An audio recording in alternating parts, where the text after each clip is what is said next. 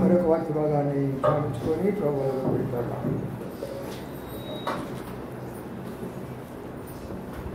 మలాకీ పుస్తకం చివరి అధ్యాయము, మలాకీ పుస్తకంలో చివరి గ్రంథం, మలాకీ గ్రంథంలో కొన్ని మాటలు చదువుకుందాం.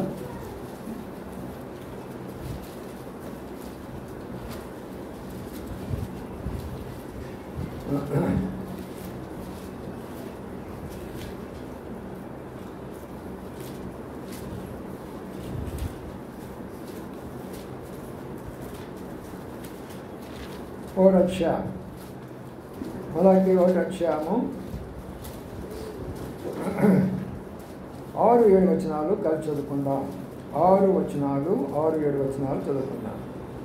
కుమారుడు తన తండ్రిని కనపరచును కదా, రాజు తన కుమారుని కనపరచును కదా, నా నామం నా నిర్లక్ష్యం యాజకులారా, నేను తండ్రినైతే నాకు రావాల్సిన యజమానులను, నేను యజమానుడైతే నాకు పొడవాడనుకున్నాను. అటు సైన్యములు కలిగిన యెహోవా ఏమి చేసి నా నిర్లక్ష్యం నా బలిపీఠం మీద పవిత్రమైన భోజనం అర్పించు, ఏమి చేసి నన్ను అపవిత్రపరచినట్టు యెహోవా భోజనం వల్ల విడిచిపరిచినట్టు కదా. చాలు చదవగలిగిన భాగాలను ప్రభాషలోంచి దీవించిన కాక. ప్రార్థన చేసుకుందాం. ప్రియ తండ్రి, నీ కొందరు స్తోత్రాలు చెల్లించుకుంటున్నాం. ప్రభా యొక్క ఉదయకాల సమయంలో మిమ్మల్ని స్తుతించి ఆరాధించబోతుంటున్నాం. చేసుకోవడానికి మీరు ఇచ్చిన కృపను బట్టి స్తోత్రాలు. నీ మరణాన్ని జ్ఞాపకం చేసుకోబోతున్నట్టుగా మరోసారి కొన్ని నిమిషాలు మనతో మాట్లాడి మమ్మల్ని సిద్ధపరిచి ఏ రీతిగా బలలో పాల్పొందాలో ప్రభా మీ దాసుని కావాల్సిన జ్ఞానం ఆత్మాభిషేకం దయచేయమని వేడుకుంటూ అంధకార శక్తులు మీ నామపడ బంధిస్తూ మమ్మల్ని తగ్గించుకుని మీ వైపు చూస్తూ యేసు పరిశుద్ధ నామమున స్తుతించి ప్రార్థించి కనపరిచి వెళ్తున్నాము తండ్రి, ఆమేన్. ఉదయకాలం మనం ఆరాధన కొరకై సైన్యములకు అధిపతి యెహోవా అనే విషయాన్ని మనం ధ్యానిస్తూ వచ్చాం. ఆయన ఎలాగా సైన్యమో, ఆయనకి ఏమేమి సైన్యాలు ఉన్నాయి కూడా చూస్తూ వచ్చాం. ఆయన ఆరాధిస్తే ఆయన ఇచ్చేటటువంటి లాభాలేంటి కూడా చూస్తూ వచ్చాం. ఇప్పుడు ఆయన బలను గురించి మనం ధ్యానించాలి. ఆయన మనకు బలిపీఠముగా మనకు కనబడుతూ వచ్చాడు. ఇప్పుడు ఒక బల్లగా కనబడుతూ వస్తున్నారు. అందుకని ఏమన్నాడు, ఆయన మాట చెప్తూ నా బలిపీఠం మీద పవిత్రమైన భోజనం మీరు అర్పించు. ఆయన మాట మనం గమనించండి. సైన్యములకు అధిపతి యెహోవా మిమ్మల్ని అడుగుగా. కాబట్టి మనల్ని ఎవరు అడుగుతున్నారు? సామాన్యులు అడగటంలా మనం అడిగేటటువంటి వాళ్ళు ఎవరంటే సైన్యములకు అధిపతి యెహోవా. అంటే ఆయన దృష్టిలో మనమందరం కూడా చాలా ఇంపార్టెంట్ అయిన వాళ్ళని. ఆయన దృష్టిలో మనం అందరం కూడా ఎలాగున్నామో చూద్దాం. అక్కడ ఉన్నమాట, కుమారుడు తన తండ్రిని కనపరచును కదా, దాసుడు తన యజమాను కనపరచును కదా, నా నామం నిర్లక్ష్య పెట్టి యాజకులారా. 3 విషయాలు ఇక్కడ కనబడుతున్నాయి. మొదటి విషయం ఏమంటున్నాడంటే కుమారుడు. ఇక్కడికి వచ్చిన మీరు అందరూ కూడా కుమారులే, కుమార్తెలే. ఆయన కుమారులు, మీరు కుమార్తెలుగా చేయబడిన తర్వాత ఆయన ఏమంటున్నాడంటే నేను తండ్రినైతే నాకు రావాల్సిన ఘనత ఏది, నేను తండ్రినైతే నాకు రావాల్సిన మహిమేది అంటే ఒక తండ్రిగా ప్రత్యక్షమై నీతో మాట్లాడుతున్నాడు. ఇక్కడ సైన్యములకు అధిపతినే నేను, నా మాట సమస్తమైన జీవరాశులు వింటారు, నా మాట సమస్తమైన దేవదూతలు వింటారు, నా మాట సమస్తమైనటువంటి వింటవి. కానీ నా కుమారులైనటువంటి మీరు, నా కుమార్తెలైనటువంటి మీరు నా మాట వినరా అని దేవుడే సాక్షాత్ ఆయన అడుగుతుంటున్నాడు. సైన్యములకు అధిపతి యెహోవా నేను తండ్రినైతే నాకు రావాల్సిన ఘనత ఏంటి? ఇక్కడ కూర్చొని మనం అందరం కూడా ఆలోచన చేద్దాం. ఈ వారం అంతట్లో ప్రభుని ఎక్కడెక్కడ ఘనపరిచాము, ఏ రకంగా ఘనపరిచినాము, ఏ విధానంలో మనం ఘనపరిచినాము. ఒక మాట అన్నాడు, నన్ను నీవు ఘనపరిస్తే నేను నిన్ను కూడా ఘనపరుస్తా. మనం ఘనత పొందాలని కోరుకుంటాం, రాజకీయ నాయకులు ఘనత పొందాలని కోరుకుంటారు. కానీ అది ఎలాగా? వారి యొక్క విధానంలో శైతాను సంబంధముగా వారు ఘనత కోరుకుంటారు. మనం అలా కాదు. తండ్రిని మనం ఘనపరిస్తే తండ్రి మనం ఘనపరుస్తాడు. ఎవరైతే ఘనత కావాలని కోరుకున్నారో, మీ చదువులో ఘనత కావాలి కదా, మంచి మార్కులు కావాలి కదా, మరి ఘనపరుస్తున్నావా? దేవుని సన్నిధికి వచ్చేసి యవనస్తులైనటువంటి చదువుకున్నటువంటి బిడ్డలు మీరు ప్రభుని ఘనపరుస్తున్నారా? మరి ఎలాగ ప్రభు నిన్ను ఘనపరుస్తారు? యవనస్తులైన వారు, ఉద్యోగస్తులు చేస్తున్నటువంటి వారు ప్రభుని ఘనపరుస్తున్నారా మీ ఉద్యోగాల్లో? మరి ఉద్యోగాలు మీరు కనపరచడం లేదు, ప్రభు మిమ్మల్ని ఎట్లా కనపరుస్తాడు? కుటుంబీకులు ఉన్నటువంటి మనము కుటుంబంగా ప్రభుని కనపరుస్తున్నామా? సైన్యములకు అధిపతి యెహోవా మిమ్మల్ని అడుగుతున్నాడు. ఈ రోజున ఆయన అవతారము సైన్యానికి అధిపతిగా మనం చూస్తుంటున్నాం. నేను మీకు తండ్రినైతే నాకు రావాల్సిన ఘనత ఏది? సరే మిమ్మల్ని అక్కడ పెట్టండి, మమ్మల్ని కూడా అడుగుతున్నాడు. మీరే కాదు, మేము కూడా దేవుని అందరం ఒకటే. ఏమని అడుగుతున్నాను? నీవు దాసుడు అయితే నన్ను యజమానుడిగా నాకు ఇచ్చిన ఘనత ఏంటి? ఈనాడు దేవుని సేవకులని చెప్పుకునేటటువంటి మేము, దేవుని యొక్క సేవ చేస్తున్నటువంటి మేము ప్రభువుని కనపరుచుకుంటున్నామా, మనల్ని మహిమపరుచుకుంటున్నామా? బాగా అర్థం చేసుకోరండి. ఎందుకు చెప్తున్నానంటే ఈ రోజుల్లో ఉన్నటువంటి యొక్క బోధకులందరూ కూడా తమను తాము మహిమపరుచుకునేవారే కానీ ప్రభువుని మహిమపరుచుకునేవారు కాదు. వారు మహిమపరచాలా, వారు వస్తుంటే ఎదురుపోవాలా, వారు వస్తుంటే దండలు వేయాలా, వారు వస్తుంటే షాలు కప్పాలా, వారు వస్తే తీసుకెళ్ళి దానిలో కూర్చోబెట్టాలా.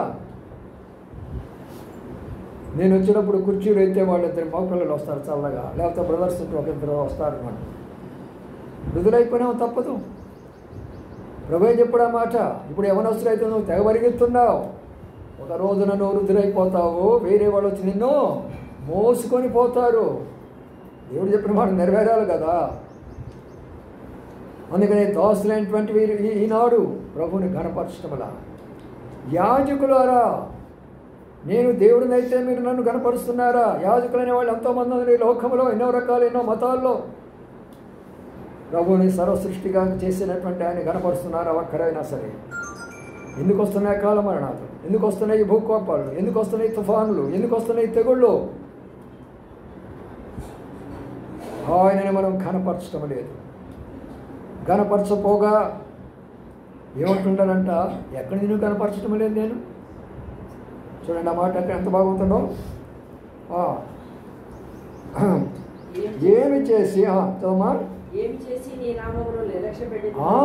పైన ఏమంటున్నారు తెలిసిన వాళ్ళు, ఎంత ధైర్యము, ఏం చేసి నీ నామాన్ని నిలబెట్టామయ్యా? మా చేతిలో బైబిల్ లేదా? మా చేతిలో మేము ప్రార్థన చేసుకోవటం లేదా? మేమే మీకు ఇచ్చినటువంటి సందాలు ఇవ్వటం లేదా? ఎక్కడ మిమ్మల్ని నిర్లక్ష్య పెట్టాము? ప్రభు అన్నాడు, ఏమన్నాడు తెలిసిన అక్కడ, నా బలిపీఠం మీద నువ్వు అర్పణ అర్పించావు కాదనను, నువ్వు అర్పణ అర్పించావు కాదనను. అర్పించిన అర్పణ ఎలాంటి అర్పణ నువ్వు అర్పించావు? అది పవిత్రమైనటువంటి నోటితోని నువ్వు ఆరాధన చేసావా? పవిత్రమైన నోటితోటి ప్రభుని మనం స్తుతించామా? పవిత్రమైన చేతులతోటి ప్రభు యొక్క శరీరంలో పాలు పొందుతున్నామా? పవిత్రమైనటువంటి ఆలోచనతోటి దేవునికి సంఘములో పని చేస్తున్నామా? పైగా ఏమంటావు నీవు? ఏం చేసామయ్యా?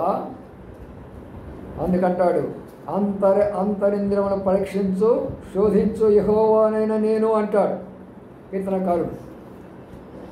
ఆయన ఎక్కడ పరీక్షిస్తాడంట? అంతరంద్రియములోకి వెళ్ళిపోతాడు. లోనున్నటువంటి, బయట కనబడడు, ఆయన లోనుంటాడు. ప్రతి ఒక్క వ్యక్తిలో లోనుంటాడు. ఆ లోనున్నటువంటి వ్యక్తి నేను శోధిస్తాడు. నీకు పోరాటం ఉంటుంది, ప్రతి దగ్గర నీకు పోరాటం ఉంటుంది. ఆ పోరాటం నువ్వు గెలవలేకపోతున్నావు, ఓడిపోతున్నావు నీవు. నేను తండ్రినైతే నాకు రావాల్సిన ఘనతేది? నీవు నా కుమారుడుగా నిన్ను అంగీకరించాని, నా కుమార్తెగా అంగీకరించాని. మీరు నా కుమారులు కాదు, కుమార్తెలు కాదు, నా బిడ్డలైనటువంటి వారి ఇశ్రాయేలీయులు. వారిలో పుట్టాను, వారే నాకు కావాలా. ఎందుకంటే నేను అబ్రాహామును ఏర్పాటు చేసుకున్నాను. మీరంతా అన్ని జనులు, మీరంతా విగ్రహాలు చేశారు, రకరకాల దేవుళ్ళు చేసుకున్నారు, రకరకాల పూజలు చేసుకున్నారు, రకరకాల పండుగలు చేసుకున్నారు, నా నామాన్ని అవమానపరిచారు. ఎన్ని రకాలుగా చేసిన మిమ్మలను కూడా నేను ప్రేమించి నా బిడ్డలుగా చేసుకుంటే, మిమ్మల్ని ప్రేమించి నా మందిరంలో చేర్చుకుంటే అపవిత్రమైంది, అపవిత్రమైనట్టు నాకు అర్పిస్తావా? ఏమిటి అపవిత్రమైనవి? కుంటివి, గుడ్డివి, మోగవి. కింద ఉన్న వచనాలు మనం చూస్తాం. అంటే దాని అర్థం ఏంటి? ఎందుకన్నాడు ఆ మాట? నిజంగా వాళ్ళు కుంటి తీసుకొచ్చేసారా, గుడ్డి తీసుకొచ్చేసారా? ఏమిటో నాకు అర్థం ఏంటి? ప్రభు కార్యాలు కొరకై పరిగెత్తలేని కాళ్ళు కలిగిన మనం ఆరాధిస్తాము. ప్రభు పని కొరకై చేయలేనటువంటి చేతులు కలిగిన మనం ఆరాధిస్తాము. ప్రభు కొరకై మాట్లాడలేని, సాక్ష్యం చెప్పలేని, వాక్యం చెప్పలేని మనం ప్రభుని ఆరాధిస్తాము. అదేనా మనం అర్పించినటువంటి బలిపీఠము? అదేనా మన తండ్రికి చేసినటువంటి ఘనత? మనం పరీక్షించుకోవాలా ప్రభు వాళ్ళలోకి వెళ్ళకమంటే. ఆయన ఎంత గొప్పవాడో, ఆయన యొక్క స్థాయి ఏంటో, ఆయన మాటలు ఎవరెవరు వింటారో, ఆయన మన కొరకు ఏం చేస్తున్నాడో అన్ని మొదలు వర్తమానాలు వింటూ వచ్చామే. మిగతా సంఘాలు మనకు ఉండే తేడా అది. గంటలు గంటలు ప్రార్థన చేస్తారు, గంటలు గంటలు చప్పట్లు కొడతారు. వాక్యం దగ్గరికి వచ్చేదే పావు గంట, 20 గంట అయిపోయింది, అంతే అయిపోయాయి. వాక్యం అని మన ఆహారం సమృద్ధిగా భోంచేయాలి. 24 దావీదు కీర్తనలో ఆయన ఒక మాట అంటూ వచ్చాడు. ఇవన్నీ చెప్పడానికి సమయం అయిపోయింది. నీ మందిరములో ఒక్క దినము గడుట 1000 దినముల కంటే ఏమంటున్నాడు ఆయన? ఒక్క దినము. బయట ఎన్ని దినాలతో సమానము? 1000 దినాలు. ఒక్క దినం అంటే ఎన్ని గంటలు? 24 గంటలు. 24 గంటలు పోని. ఒక్క దినములో ఎంత సమయం ప్రభు సన్నిధిలో ఉంటున్నా? 2 గంటలు ఉండగలుగుతున్నారా? 3 గంటలు ఉండగలుగుతున్నారా?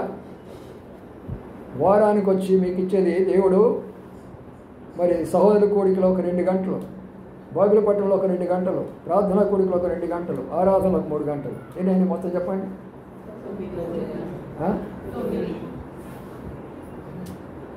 24 గంటలు ఒకరోజు అడుగుతుంటే వారానికి కూడా నువ్వు గడపపోతే ఎట్లా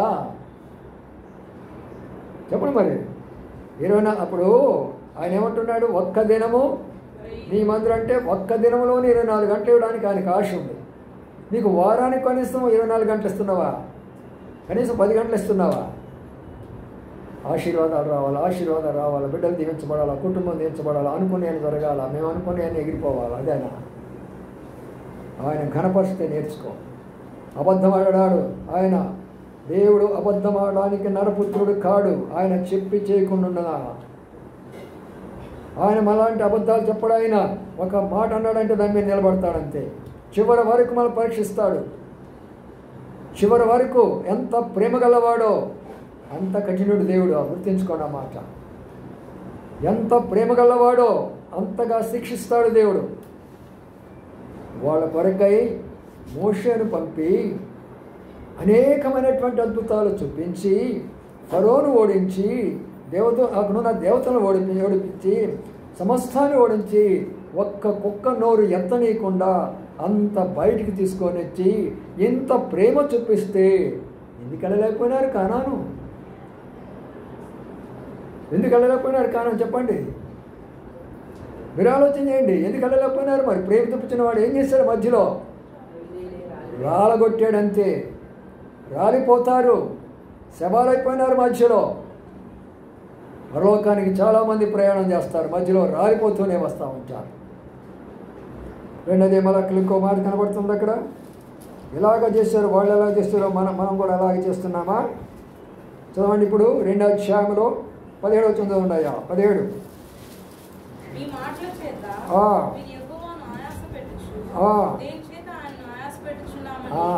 ఏమంటున్నాడు ఇక్కడ యెహోవా దేవుడు? మీ మాటల చేత ఆయన ఏం చేస్తున్నారంట? మనం అనుకుంటున్నాం మేము మాట్లాడే మాట ఎవరు వింటంలా, మీ ఊళ్ళలో మాట్లాడుకునే మాట ఎవరు వింటంలా, మేము ఆఫీసులో మాట్లాడే ఎవరు వినుకోవటంలా, మీ కాలేజీలో స్టూడెంట్స్ కంటే ఏమి అనుకోవటంలే. నా ప్రియమైన సోదరులారా, ప్రతి మాట ఆయన వింటాడు. చూడండి ఎక్కడున్న మాటను గమనించండి. ఎక్కడున్న మాటను 16 వచ్చిన చదవండి ఒకరు. అప్పుడు యెహోవా యందు భయభక్తులు గలవారు 3వ అధ్యాయం.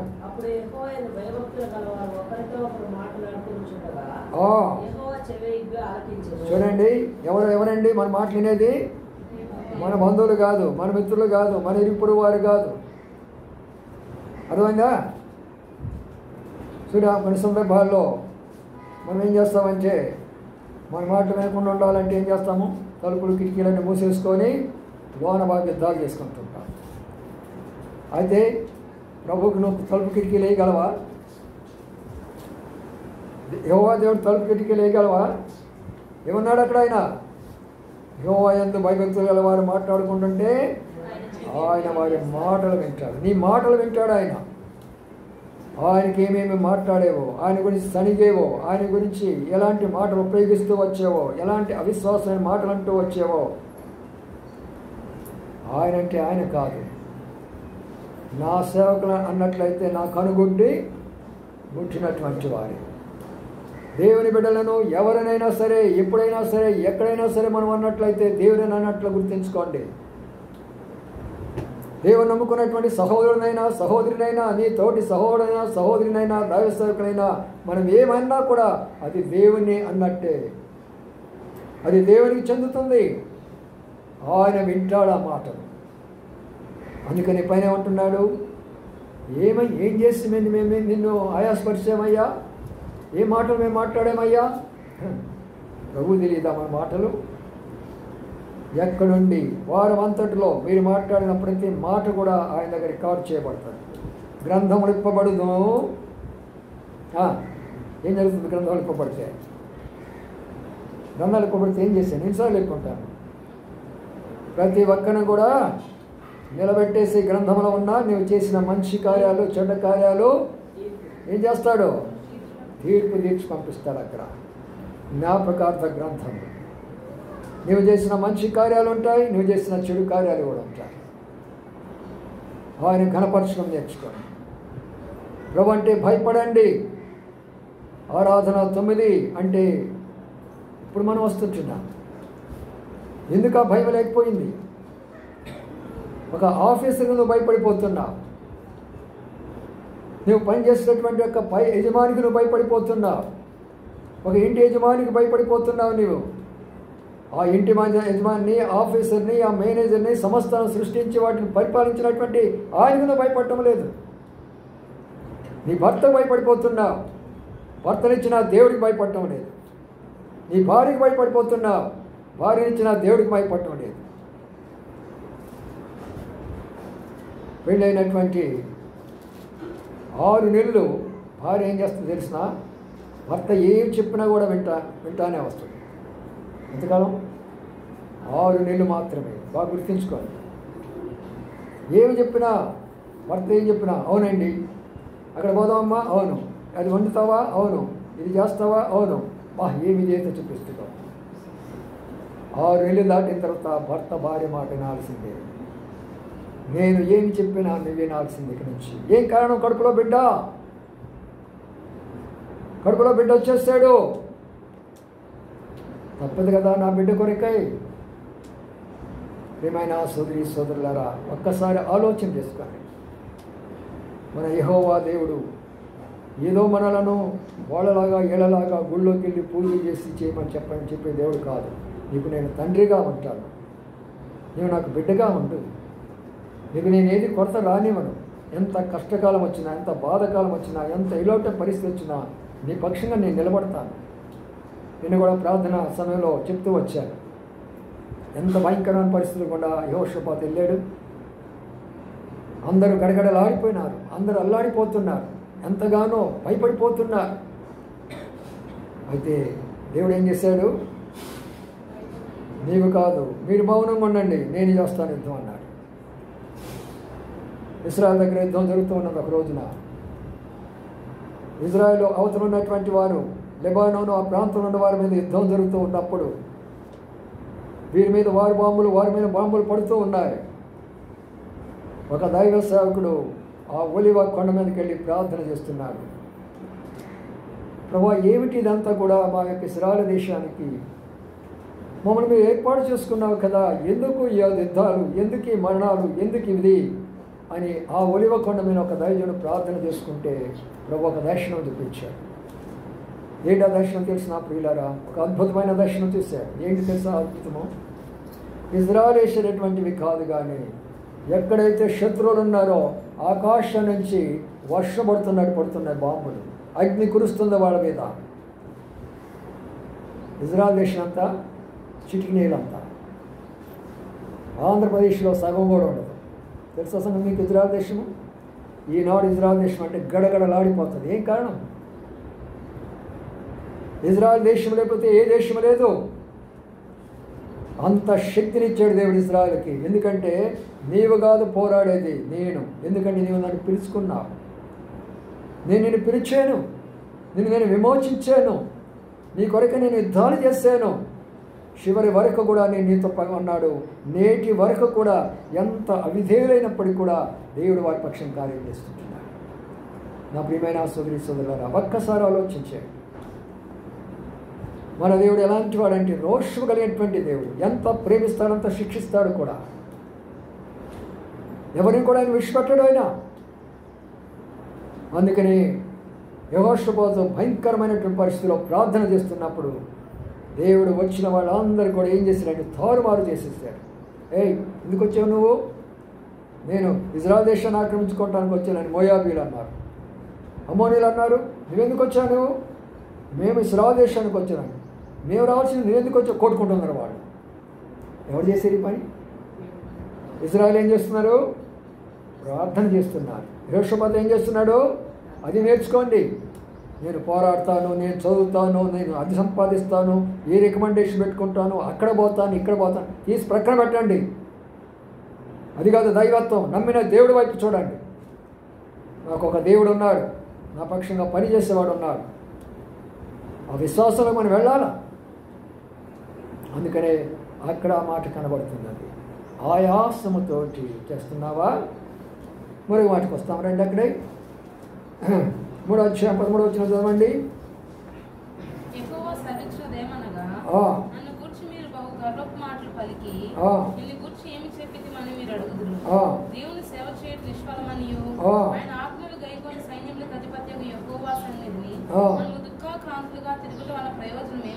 తర్వాత చూడండి, ఇక్కడ ఉన్న మాటను గమనించారా? ఇక్కడ వాళ్ళు ఇశ్రాయేలు ప్రజల యొక్క పరిస్థితి ఏంటంటే, వారు ప్రభువు దగ్గర ఉండి వారి యొక్క దృష్టి ఎక్కడ ఉందో తెలిసిన? అన్యుల మీద ఉంది, చుట్టుపక్కల ఉన్న దేశాల మీద ఉన్నది. వారు ఎలాగొంది కనబడుతున్నారు? వాళ్ళకి ధనవంతులుగా కనబడుతున్నారు, ధనవంతులుగా కనబడుతున్నారు. వారు ఎంతో శ్రేష్టమైనటువంటి స్థాయిలో ఉన్నట్టుగా కనబడుతున్నారు. అదే నీ బంధువులు అడిగేది. ఏమా వాడు చూడు, హిందువులు అక్కడ పోయేస్తారు, ఈ గుడికి పోయేస్తారు, ఆ గుడికి పోయేస్తారు. వాళ్ళు కూడా ఎంత బాగుంటారో, ఎంత పట్టు చీరలు వేసుకుంటారో తెలుసా? వాళ్ళు ఎంత మెడనిండి ఎంత బంగారం వేసుకుంటారో తెలిసినా? వాళ్ళు ఎంత ఇది ఉంటుందో తెలిసినా?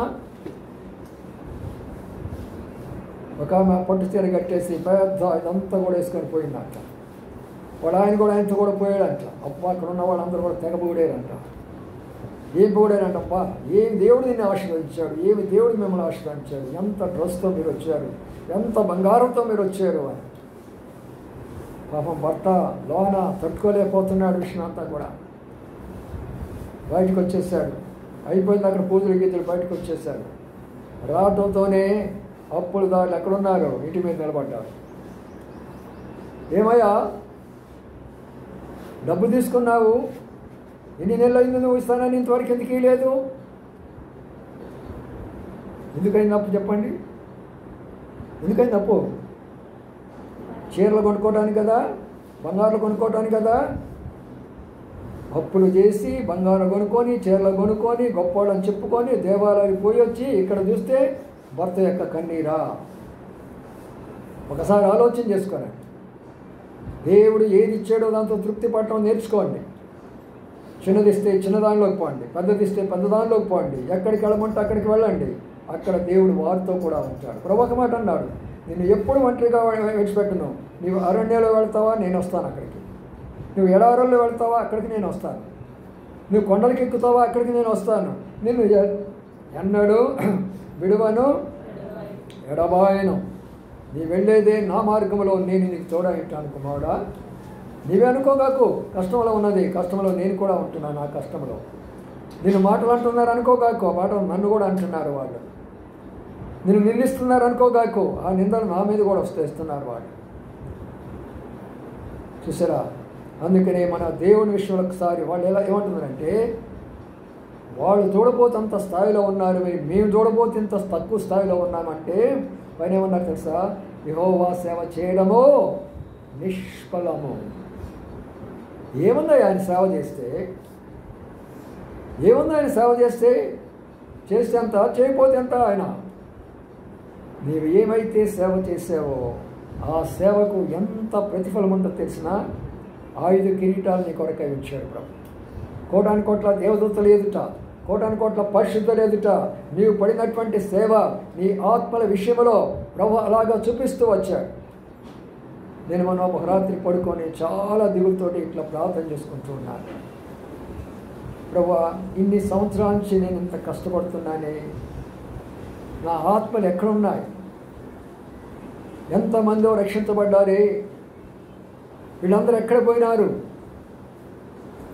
అన్ని జనాలకు నన్ను వెలుగ్గా ఉంచారే, వీరందరూ ఎక్కడికి వెళ్ళినారు అని చాలా కన్నీటితోటి భారంగా నేను ప్రార్థిస్తున్నప్పుడు ప్రభు నాకు చూపించిన దర్శనం ఏం తెలిసిన, ఎన్ని సంవత్సరాల్లో ఎన్ని ఆత్మలు రక్షించబడ్డాయో, ఎన్ని స్థలాలకు వాళ్ళు వెళ్ళారో, ఎన్ని స్థలాల్లో వాళ్ళు సాక్షులుగా ఉన్నారో, ఎన్ని స్థలాల్లో వాళ్ళు సేవ చేస్తున్నారో, అవందరూ కూడా నీ ఆత్మలే కదా. ఇక్కడ నీకు కనబడపోవచ్చు. ఎన్ని గ్రామాలకు వెళ్ళావో, ఎన్ని పట్టణాలకు వెళ్ళావో, ఎక్కడెక్కడ ఏ రకంగా ఎంతమంది నీకు ప్రభు కొరకై తీర్మానం చేసుకున్నారో, ఆత్మలని నీవు కాదా? ఎందుకు నువ్వు దుఃఖపడుతున్నావు? నీ కష్టం నాకు తెలీదా? నీ గ్రామాల్లో తిరిగే సంగతి నాకు తెలీదా? నీ ఆకలి నాకు తెలీదా? ఎన్ని స్థలాలకు వెళ్ళావో నాకు తెలీదా?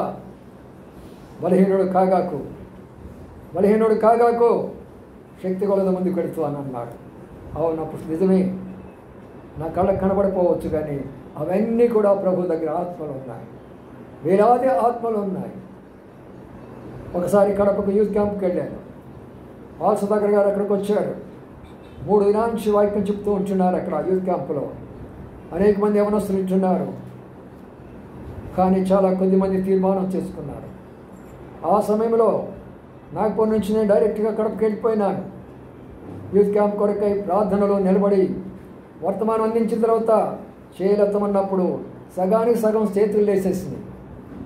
3 దినాలు చేయలేనటువంటి యొక్క చేతులను ఒక్క దినం చేసిన తర్వాత నన్ను అక్కడ ఉన్నటువంటి వాళ్ళు అడిగారు, అయ్యా 3 దినాల నుంచి చేస్తున్నటువంటి పరిచర్య ఒక్క రోజులో ఎలా జరిగింది అంటే, నేను అన్నాను, రాకముందు వాళ్ళ కొరకు ఎంతో ప్రార్థన చేస్తూ వచ్చాను.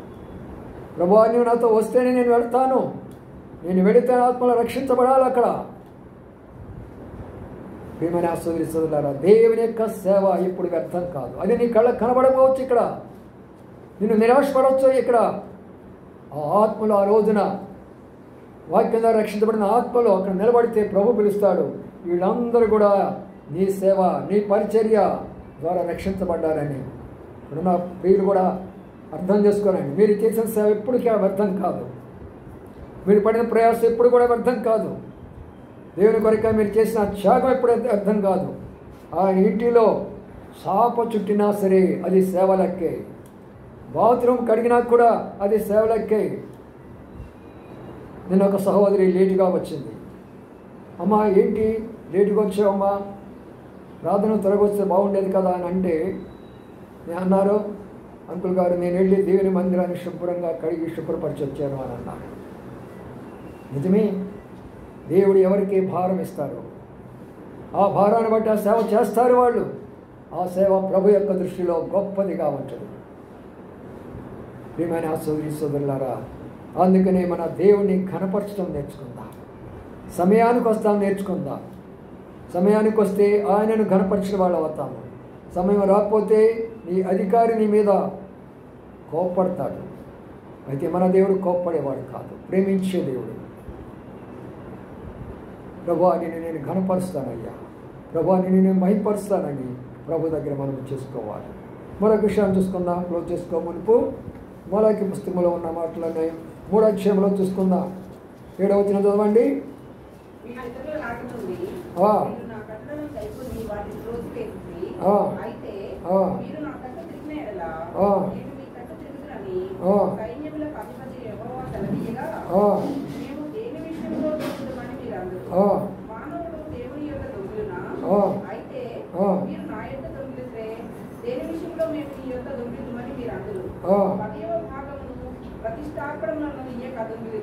చాలు, ఇక్కడ ఉన్న మాట చూసారా? మీరు నా తట్టు తిరిగితే నేను మీ తట్టు. ఎంత బాగుందో చూసారా? ఎంత ఆదరణకర మాట చూసారా? కొన్నిసార్లు మనం దర్శించడానికి వచ్చినప్పుడు వాళ్ళు మన వైపు చూస్తున్నప్పుడు, మనం వాళ్ళ వైపు చూసినప్పుడు ఎంత ఉద్రేకమైపోతామో, ఎంతగా వాళ్ళని కౌగలించుకుంటామో. ప్రియమైన సహోదర సహోదరి, ప్రభు అంటున్నాడు, నీవు నా వైపు తిరుగు, నేను నీ వైపు తిరుగుతా. ఏమైనా దోతగణాలు లేరా? ఎందుకు నీ వైపు చూడాలి ఆయన? నీకున్న కష్టాలు, నీకున్న బాధలు, నీకున్న శ్రమలు, నీకున్న ఇబ్బందులన్నీ నేను చూడాలనే దాని ఉద్దేశం. అందుకొరకే నీ వైపు తిరుగుతానంటున్నాడు. నువ్వెవరి వైపు తిరుగుతున్నావు? ఆయన వైపు తిరుగుతున్నావా? లోకం వైపు తిరుగుతున్నావా? ఎవరి దగ్గర మనం తిరుగుతూ ఉంటున్నావు? నీవు నా వైపు తిరిగితే నేను నీ వైపు తిరుగుతాను. అక్కడ సేవల గురించి మాట్లాడుతూ వచ్చాడు, ఇక్కడ మాటల గురించి మాట్లాడుతూ వచ్చాడు, అక్కడ బలిపీఠాన్ని గురించి మాట్లాడుతూ వచ్చాడు. ఇక్కడైతే ఏమంటున్నాడు? నా వైపు తిరుగులేదు. వాడు ఏమంటున్నారు? దేని విషయంలోనయ్యా, దేని విషయంలోనయ్యా నేను నీ వైపు తిరగాల? మానవుడు దేవుని యొద్ద దొంగిలేనా? మానవుడు దేవుని దగ్గర దొంగిలిస్తాడా అంటే దాని అర్థం ఏంటి? మనం దొంగతనం చేసుకోవడమే కాదు, కానీ దేవుని దగ్గర కూడా దొంగతనం చేస్తా. ఒక పిల్లవాడు స్కూల్కి పోయినాడట. స్కూల్కి పోయిన తర్వాత వాడు ఏం చేశాడంటే, ఆ ప్రక్కన ఉన్న చిన్న పిల్లవాడు కదా, స్కూల్లో కదా, ఆ పెన్ను తీసుకొని ఇటు సంచులు వేసుకొని వచ్చాడంట. ఇటు సంచులు వేసుకున్న తర్వాత వాడు ఏడుస్తూ టీచర్ చెప్పారంట, ఎందుకురా ఏడుస్తున్నావు అంటే, వీడు నా పెన్ను దొంగలిచ్చాడు అన్నాడంట. బాగా కొట్టింది పట్టుకొని. ఇంటికి వచ్చాడు, పిల్లవాడు ఏడుస్తున్నాడు. ఏంటిరా ఏడుస్తున్నావు అని తల్లి అడుగుతుంది. నన్ను టీచర్ కొట్టింది అని అన్నాడు. ఎందుకు టీచర్ కొట్టింది అని అన్నాడు. చెప్పాలి కదా, నేను వాడి పక్కోడి దగ్గర పన్ను తీసుకున్నానని నన్ను కొట్టింది టీచరు అని అన్నాడు. ఆమెమని తెలుసా, నేను మీ టీచర్ దగ్గరికి వచ్చి అడుగుతాను, పన్ను తీసుకున్నంత మాత్రం కొట్టాలా? నేను వెళ్తాను ఆడతాను. పక్కన ఉన్న భర్త ఏమంటాడు తెలుసా, ఊరే పిచ్చోడా ఎందుకు ఆ పని చేసావురా? రోజు ఆఫీసులోంచి 10 పనులు తెస్తానే ఉన్నాను కదా ఇంటికి. ఎక్కడి నుంచి? ఆఫీసులో దొంగతనం చేస్తున్నాడు ఎవరు? తండ్రి. రోజు తెస్తానే ఉన్నాను కదరా పనులు, ఈ పనులు తీసుకోకుండా వాడి దగ్గరికి ఎందుకు వెళ్ళావు? ప్రియమైన సోదరుడా, తండ్రి చేసిన దొంగతనమే బిడ్డ మీదకి వచ్చింది. తల్లిదండ్రులు దోషాలు బిడ్డ మీదకి వస్తాయని గుర్తించుకోండి, మానుకోండి, దయచేసి మానుకోనండి. మీరేమనుకుంటున్నారంటే నేనేం చేసినా కూడా ఏం కావడం లేదు అనుకుంటున్నారు. మీ దోషం ఆ బిడ్డ మీద పడుతుంది అంతే. మీ దొంగతనం వాడి మీద పడుతుంది, మీ యథార్థత వాడి మీద పడుతుంది, మీ పరిశుద్ధత వాడి మీద పడుతుంది, మీ నీతి వాడి మీద పడుతుంది, మీ త్యాగం వాడి మీద పడుతుంది, మీ బుద్ధి జ్ఞానాలు వాడి మీద పడుతుంటున్నాయి. అందుకని ఇక్కడ జరిగిన సందర్భం ఏంటంటే, దేవుడి దగ్గర దొంగిలిస్తున్నామా మనము? ఎక్కడయ్యా మేము దొంగిలిస్తున్నది? దేవుడు ఏమన్నాడంటే, నాకు వచ్చిన ప్రతిష్టాపన ఇచ్చేవాను, ప్రతిష్ఠితార్పణ అంటే దేవుని కొరకై ప్రతిష్ఠించుకోవాలా కొన్ని వస్తువులు. అది ప్రారంభంలో ఉంది, ఇప్పుడు లేదు అసలు ఆ విషయం అంతా కూడా. ప్రారంభ దినాలు ఎలాగ ఉంటుందంటే మందిరానికి వచ్చేవాళ్ళు, చూసేవాళ్ళు రకరకాల వస్తువులు తీసుకొచ్చి మందిని కొరకై ప్రతిష్ఠించేవాళ్ళు. ఒకరు కుర్చీ తీసుకొస్తే, ఒకరు టేబుల్ తెచ్చుకుంటే, ఒకరు ఫ్యాన్ తెచ్చుకుంటే రకరకాలుగా ప్రతిష్ఠించిపోతూ ఉండేవారు. ఒకరు చాప తెస్తూ ఉంటే అలాంటి యొక్క ప్రతిష్ఠితుల ప్రారంభంలో జరిగింది. ఇప్పుడు లేవు అవన్నీ కూడా. నీవు ప్రతిష్ఠించబడినటువంటివి ఏవైనా ఉంటే ప్రభు దగ్గర అది ఖచ్చితంగా ఆయన దానికి తగినటువంటి బహుమానం నీకు ఇస్తాడు. రెండవదిగా ఉంటున్నాడంటే నాకు రావాల్సినటువంటి దశమాభాగము 10వ వంతుని ప్రక్కన పెడుతున్నావా? నీకు వచ్చినటువంటిది 10 రూపాయలు, 1 రూపాయి దేని కొరకే ప్రక్కన పెట్టావా? యథార్థంగా చెప్పగలమా మనము? నా మందిరంలో ఎందుకు ఆహారం ఉండటం లేదు? నా మందిరంలో ఎందుకు సమృద్ధి ఉండటం లేదు? నా మందిరానికి కావాల్సినటువంటి స్థలానికి కావాల్సిన డబ్బు ఎందుకు ఉండటం లేదు? నా మందిర నిర్మాణం కావాల్సినటువంటి దాకా ధనం ఎందుకు ఉండడం లేదు? నీవు నమ్మకస్తులుగా ఉంటే ఎప్పుడు ఇది నమ్మకస్తులుగా చేసేవాడిని. మీరు నమ్మకస్తులుగా లేరు కాబట్టి నేను ఇలాగా చేయలేకపోతున్నాను. నా మందిరంలో ఆహారం ఉండనట్లు అయితే నేను పేదవాళ్ళు అయిపోతామనుకుంటున్నారా? కొంతమంది ఉన్నారు చాలా నమ్మకస్తులు, వారిని గారు రండి ప్రియులారా. చాలా నమ్మకస్తులు, వారికి ఉన్న దానిలోనే తప్పిపోకుండా ఎలాంటి విషయాల్లో కూడా ఒకరి వైపు చూడకుండా వారి ప్రభు కొరకై నమ్మకం ఉన్నవారు లేకపోలేదు. అది కొంతమంది మాత్రమే దేవునికి సన్నిధికి వస్తారు, ఆరాధనలో పాల్పొందుతారు, బలలో పాల్పొందుతారు. తనకు వచ్చిన జీవితంలో ఇది ప్రభు భాగమని ప్రక్కన పెట్టరు. వచ్చిన వెంటనే మొట్టమొదటిగా చేయవలసిన పని ఏంటంటే ఇంటికి రావడంతోనే జీతం తీసుకొని ప్రార్థన చేసుకొని దేవుని ప్రక్కన పెట్టండి. అప్పుడు నీ ఇంటిలో ఏది తక్కువ ఉండదు. నా సొంత అనుభవం అది. ఏదైతే దేవుడు నాకు ఇస్తాడో దాన్ని మొట్టమొదటిగా ప్రార్థన చేసి దాన్ని ప్రక్కన పెట్టేస్తాను. ఈ రోజు వరకు కూడా అంతే. కొన్నిసార్లు మీ గృహాలు దర్శించినప్పుడు చాలా ఉన్నతమైనటువంటి నాకు భాగాలు కూడా ఇచ్చారు. ఏదో చిన్న చిన్న గిఫ్ట్ కాదు, చాలా పెద్ద గిఫ్ట్లు కూడా మీరు నాకు ఇచ్చారు. ఆ గిఫ్ట్ తీసుకొచ్చేవాడిని, ప్రార్థన చేసేవాడిని, అట్లా ప్రక్కనే పెట్టేటటువంటి వాడిని. అది తీసుకొచ్చి ప్రతి ఆదివారం ఇందులో ఇస్తాను అంటాను. చెప్పడం కాదు, అనుభవంలో ఉండాలి మనకు. ప్రియమైన సోదరి సోదరులారా, అయితే అలాగైతే ప్రభు ఏమన్నాడు తెలిసిన 11వ వచనంలో ఏముంది? 11వ వచనంలో పైన ఉన్నమాట, పట్టజాలనంత విస్తారమైన దీవులను కుమ్మరించదని సన్నిమతి యెహోవా సెలవిచ్చు చున్నాడు. ఏ వాక్యం విప్పుతాడమ్మా? ఆకాశం విప్పుతున్నాడు మన కొరకాయ. ఆయన పరలోకం మన కొరకాయ విప్పుతుంటున్నాడు. మనం అనుకోనటువంటిది, మనం ఊహించినటువంటిది మన చేతిలోకి వస్తున్నది. ఆయన అలాగ మనకి ఇస్తూ ఉంటున్నాడు. ఆయన చేయి కొంచెం కాలేదు, ఆకాశాన్ని మూసివేయలేదు. అరణ్యంలో ప్రయాణం చేస్తుంటున్నారు ఇశ్రాయేలు జనాంగము. ఆకలి అవుతుంది, ఆకలి అవుతుంది, ఆకలి అవుతుందని అన్నాడు. ఆకాశంలో చూడమన్నాడు మోషేను. చూస్తే ఏమొచ్చింది చెప్పండి? అక్కడి నుంచి మన్నా వచ్చింది. రుచికరమైన మన్నా, తెల్లనైనటువంటి మన్నా, కడుపు నింపే మన్నా, సమృద్ధిగా ఉన్నటువంటి మన్నా వచ్చేసింది. నా ఆకాశం ఇంకా నీ కొరకై మూయబడలేదు. నేను మీకు ఇచ్చేటటువంటి దీవెన కొరకైనా ఆకాశాన్ని మూయలేదు నేను. ఇంకా నీ చదువు కొరకైనా, నీ ఉద్యోగం కొరకైనా, నీ భవిష్యత్తు కొరకైనా, నీ కుటుంబం కొరకైనా, నీ సేవ కొరకైనా, ఏదైనా సరే నేను ఇంకా దానిని మూసివేయలేదు. దాన్ని నీ కొరకై తెరిచి ఉన్నాను. నమ్మకంగా ఉండండి. లేదంటారా? కింద 11 చదవండి ఇప్పుడు.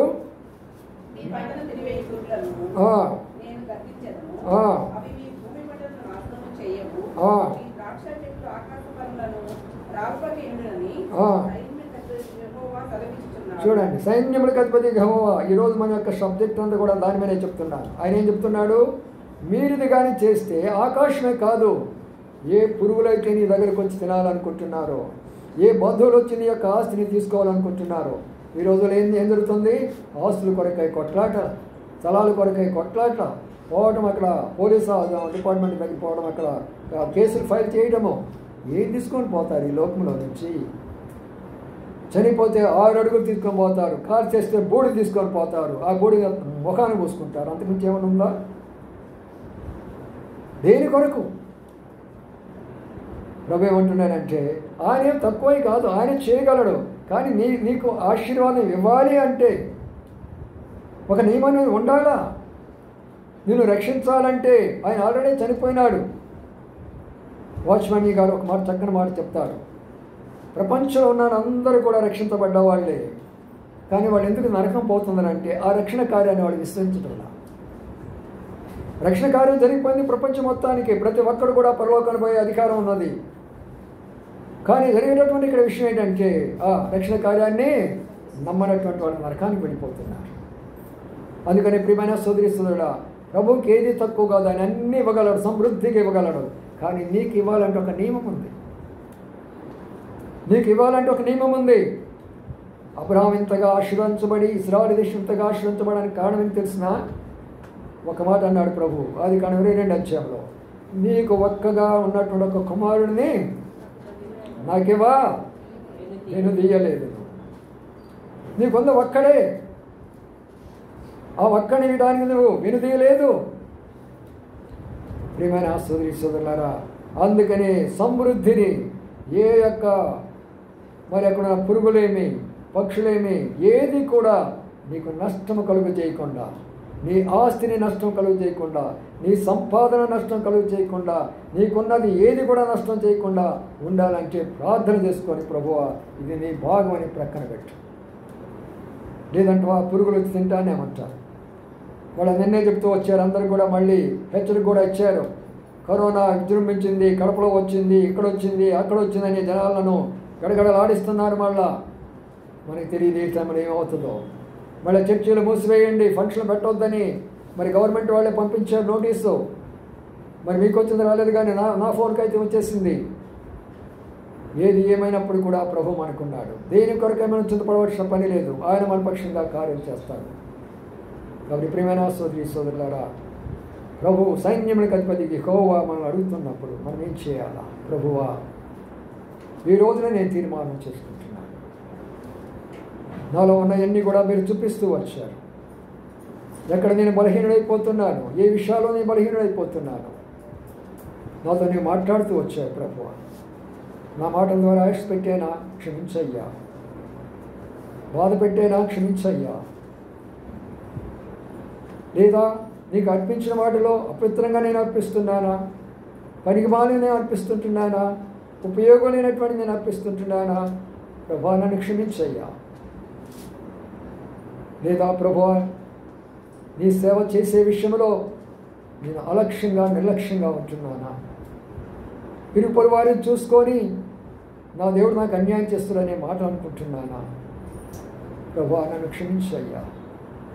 లేక నీకు ఇవ్వాల్సినటువంటి భాగాలు నేను దొంగిలించేసి శాపగ్రస్తులైపోతున్నానేమో. ప్రభువా నన్ను క్షమించు ప్రభువా అని అడుగుతాం. ఆఖరిగా అదే మాటలో ఒక్క మాట అందరం కలిసి చదువుకొని బలలో వెళ్ళిపోదాం. రండి అందరం కలిసి చదువుకునే మాట 4వ అధ్యాయంలోకి వద్దాం. 2వ వచనాన్ని అందరూ చదువుతాం. 4వ అధ్యాయం 2వ వచనం. అయితే నా నామమును నీకు నీతి సూర్యుడు ఉదయించును, అతని రెక్కల ఆరోగ్యం కలుగుతుంది, వీడు బయలుదేరి కడును దూడవాలి గంతులు వేయనట్లు. ఎటువంటి శ్రేష్టమైనటువంటి వాగ్దానం ఉందో చూసేవా. నా నామందు భయభక్తులు కలిగి ఉంటే, అంటే నేను చెప్పిన వాటికి దేవుడై ఉంటే ఏమన్నాడు? నీకు ఈ సూర్యుడు కాదు, నీతి సూర్యుడు అనగా ప్రభునేస్తూ క్రీస్తు వాడు నీకు ఉదయిస్తాడు. ఉదయం అంటే ఏంటి? ఉదయం ఏం చేస్తాం చెప్పండి? ఫ్రెష్గా ఉంటాం మనం. ఉదయకాలం నెమ్మదిగా ఉంటాము. ఉదయకాలంలో ఎంతో ప్రశాంతమైన వాతావరణం మనకు ఉంటుంది. ఉదయకాలం మంచి ఆరోగ్యంగా ఉంటాం. ఉదయకాలంలో స్నానం చేస్తాం. ఉదయకాలంలో ఆహారం తింటాం. ఉదయకాలంలో ఆయన మన మీదకి వస్తే అవి మన యొక్క అనుభవాలు అయిపోతాయి. ఆయన ఆ అనుభవాలు మనకు అవసరము. అందుకని నా ప్రియమైన సోదరి సోదరులారా, నీతి సూర్యుడు మీద ఉదయిస్తాడు, అతని రెక్కలు నీకు ఆరోగ్యం కొరకు ఎదురు చూడాల్సిన పని లేదు. ఆయన రెక్కల కింద నేను కప్పుతాడు, ఆయనను బలపరుస్తాడు. ఎలా కొడతామంటే మనము క్రొవ్విన దూడవలే గంతులు వేస్తాం. నా నామందు భయభక్తులు కలిగి ఉంటే, ఈరోజు ఆయన నామందు భయభక్తులు కలిగి ఉన్నావా? ఆయన నామాన్ని నిర్లక్ష్యం చేస్తున్నావా? మనమే పరీక్షించుకుందాం, పరిశీలన చేసుకుందాం, ప్రభు కొరకు ఒక తీర్మానం చేసుకుందాం. కొన్ని సంవత్సరాల క్రిందట జర్మనీ నుంచి ఒక ఆయన రాజుగారు వచ్చాడు ఇంగ్లాండ్ని దర్శించడానికి కొరకై. బకింగ్హామ్ అనే ఒక స్థలం ఉన్నది. ఆయన రాజే, ఈయన రాజే. అక్కడికి వచ్చిన తర్వాత ఒకసారి చూసాడు, అక్కడ ఉన్నదంతా కూడా హాల్ అంతా చూసినప్పుడు చాలా అద్భుతంగా అలంకరించబడి ఉన్నది. చాలా రకాలైనటువంటి ఫోటోలు కనబడుతున్నాయి, అక్కడ అన్నీ కనబడుతూనే ఉన్నాయి. ఇంగ్లాండ్ వాళ్ళంటే క్రైస్తవ విశ్వాసం కలిగినటువంటి వారు. జర్మనీ వాళ్ళు అంటే తెలుసా మీకు? జర్మనీ వారు ఎవరు తెలుసా? నాస్తికులు, దేవుడు లేడనేటటువంటి వారు. హిట్లర్ వాడే. కాబట్టి ప్రియులారా, ఆయన వారితో మాట్లాడుతూ ఒకసారి అలా చూశాడు. అక్కడ ఒక ఫోటో కనబడుతుంటుంది. ఆ ఫోటో మీద ప్రభువైన యేసుక్రీస్తు వారు శిలువ మీద వ్రేలాడుతుంటున్నాడు, రక్తం కారుతూ ఉంటున్నది. ఆయన అన్నాడు, అయ్యా ఏంటిదంతా? ఈ ఫోటోలన్నీ కూడా చాలా అందమైనటువంటివి. సముద్రాలు, కొండలు, తర్వాత పర్వతాలు, నదులు ఇవన్నీ కూడా చాలా చక్కగా కనబడుతున్నాయి. కానీ అక్కడ ఒక ఫోటో కనపడుతుంది, ఏమిటది నాకే అర్థం కావటంలో చెప్పన్నాడు. అప్పుడు ఆయన ఆ యొక్క ఫోటోలో ఉన్న విషయాన్ని చెప్పాడు. తనకు అనుభవం లేదు, ఇంగ్లాండ్ దేశంలో ఉన్న రాజుకి అనుభవం లేదు. ఆయన చెప్తున్నాడు, ఆ ఫోటోను గురించి చెప్తున్నాడు. ఏమని చెప్తున్నాడు? అయ్యా, ఆయనే సర్వలోకం కొరకై ప్రాణం పెట్టినటువంటి ప్రభువైన యేసుక్రీస్తు వారు. ఆయన ద్వారానే మనకు వచ్చిందయ్యా ఈ రక్షణ. ఆయన ద్వారానే ఇంగ్లాండ్ ఈ స్థాయిలోకి మేము ఎదిగాము. ఆయన ద్వారానే మేము యొక్క జ్ఞానాన్ని పొందేమని ఏమైనా సోదరుడా చెప్పినప్పుడు ఆయన కన్నీరు గారుస్తున్నాడు రాజుగారు. అవునా, నేను ఇంతవరకు ఇప్పుడు ఆలోచన చేయలేదే. ఏదో క్రైస్తవాళ్ళు అనుకుంటే ఏదో నామకార్థంగా అనుకున్నాను, కానీ నా కొరకు కూడా ప్రాణం పెట్టినటువంటి ఒక ఆయన ఉన్నాడా అని కన్నీరు కార్చి నాకు అలాంటి ఫోటో పంపిస్తావా? ఎవరు అడుగుతున్నారు చెప్పండి? ఇలాంటి వాళ్ళు, నాలాంటి వాళ్ళ? జర్మనీ రాజు అడుగుతున్నాడు, నాకు ఒక ఫోటో ఇస్తావా? నేను కూడా తీసుకుని వెళ్తాను. వీళ్ళారు ఆ ఫోటో తీసుకున్నాడు, అక్కడికి వెళ్ళాడు. ఆ విషయాలన్నీ కూడా ఆయన దగ్గరికి వచ్చిన తర్వాత జర్మనీలోనే గొప్ప ఉద్యమం వచ్చినది. ఆ జర్మనీలోనే బైబిల్ మొట్టమొదటిగా ప్రింట్ చేయబడింది. ఆ హిట్లర్ యొక్క ఇల్లే ఏదైతే దేవునికి వ్యతిరేకంగా నిలబడినటువంటి యొక్క ప్యాలెస్ ఉన్నది, దేవుని యొక్క గ్రంథాల కొరకైనటువంటి లైబ్రరీగా తయారైపోయింది. దానికి కారణం ఆయన. ఈరోజు దేవుని మందిరానికి వచ్చి ఏం తీసుకొని వెళ్ళాలనుకుంటున్నావు? ఇక్కడి నుంచి డబ్బు తీసుకొని వెళ్ళాలనుకుంటున్నావా? బంగారం తీసుకొని వెళ్ళాలనుకుంటున్నావా? అన్యులలాగా ఆ మొక్కుబడులు ఈ మొక్కుబడులు తీసుకొని వెళ్ళాలనుకుంటున్నావా? ప్రభువా, నీవు చాలయ్యా. ఆ రొట్టె రూపంలో ఉన్న నీవు నాకు చాలు ప్రభువా. ఆ రస రూపంలో ఉన్నటువంటి నీవు నాకు చాలు ప్రభువా. అది చాలు నాకు. నా జీవితం మారుతుంది, నా కుటుంబం మారుతుంది, నా దేశం మారుతుంది. ప్రియమైన సోదరులారా, ఇంత శ్రేష్టమైనటువంటి మాటలు సైన్యములకు అధిపతికి యెహోవా నీతో మాట్లాడుతుండగా ఒకసారి ఆలోచన చేసుకో. ఎక్కడ తప్పిపోయినావో ఆలోచన చేసుకో. రెండు మోకాళ్ళ మీదకి అందరూ కూడా ప్రార్థన చేసుకుందాము, పరిశీలన చేసుకుందాము. ప్రభువులలోకి ప్రవేశిస్తుంటున్నాము. ప్రతి ఒక్కరు కూడా ఉన్న స్థలంలో వలలో పాల్పొంద మునుపు నా ప్రియమైన సహోదరి ప్రభు నీతో మాట్లాడుతుంటున్నాను. ఆయన యొక్క బలిపీఠం మీద అపవిత్రమైన నువ్వు అర్పిస్తున్నావా? ఏమి అర్పిస్తున్నావని బలిపీఠం మీద? సైన్యములకు అధిపతికి యెహోవా ఎంతో గొప్పవాడు విన్నావే. ఆ బలిపీఠము సమానమని విన్నావే. ఆ బలిపీఠములో నిన్ను కూడా చేర్చారే. ఆయన బలి దగ్గరికి వచ్చిన నీవు ఏమి అర్పించావు ప్రభు కొరకై?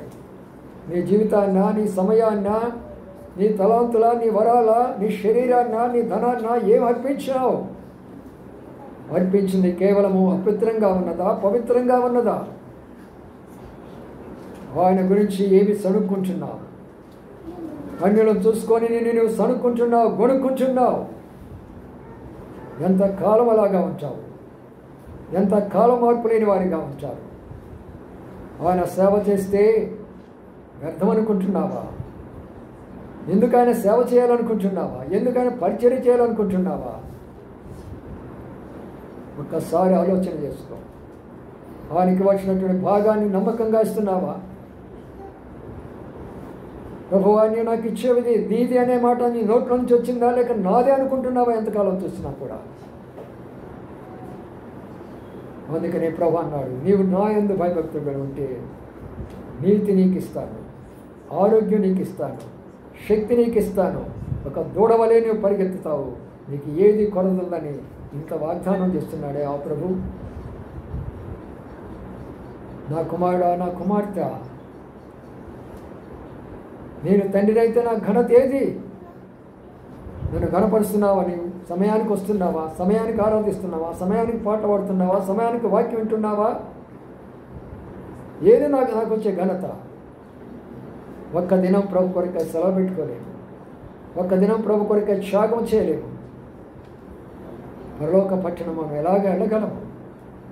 ప్రభు వచ్చినప్పుడు ఎలాగ ఎత్తబడగలము? మనం పరీక్షించుకుందాం, ప్రభువులలో యోగ్యంగా పాల్గొంటున్నాం.